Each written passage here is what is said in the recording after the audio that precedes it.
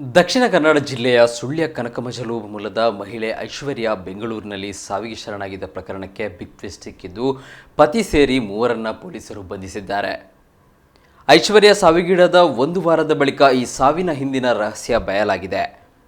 ಗಂಡನ ಮನೆಯಲ್ಲಿ ಚಾಡಿ ಹೇಳಿ ಕಿರುಕುಳ ಕೊಡಿಸುತ್ತಿದ್ದ ಮನೆಹಾಳ ಬಂಧುಗಳ ಕಾಟ ಹಾಗೂ ಗಂಡನ ಮನೆಯವರ ಕಿರುಕುಳ ಸಹಿಸಲಾಗದೆ ಈಕೆ ಆತ್ಮಹತ್ಯೆ ಮಾಡಿಕೊಂಡಿರುವುದಾಗಿ ಗೊತ್ತಾಗಿದೆ.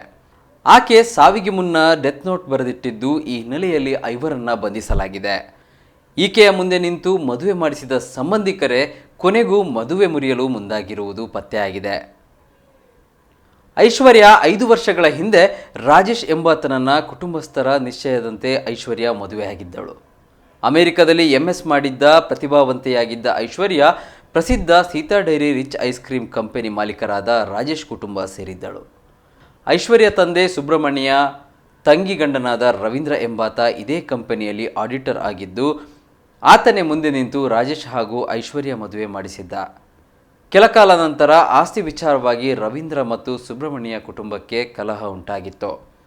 ತಂದೆ ಮೇಲಿನ ದ್ವೇಷಕ್ಕೆ ಮಗಳ ಸಂಸಾರದಲ್ಲಿ ದಾಯಾದಿಗಳು ಹುಳಿ ಹಿಂಡಿದ್ದರು. ಐಶ್ವರ್ಯ ಕುರಿತು ಕೆಟ್ಟದಾಗಿ ರಾಜೇಶ್ ಕುಟುಂಬಕ್ಕೆ ಹೇಳುತ್ತಿದ್ದ ರವೀಂದ್ರ ಮತ್ತು ಕುಟುಂಬ ಐಶ್ವರ್ಯಳ ಹಳೆಯ ಫೋಟೋಗಳನ್ನು ಕಳುಹಿಸಿ ನಿಮ್ಮ ಸೊಸೆ ಸರಿಯಿಲ್ಲ ಎಂದು ಕೆಟ್ಟದಾಗಿ ಬಿಂಬಿಸಿದ್ದರು.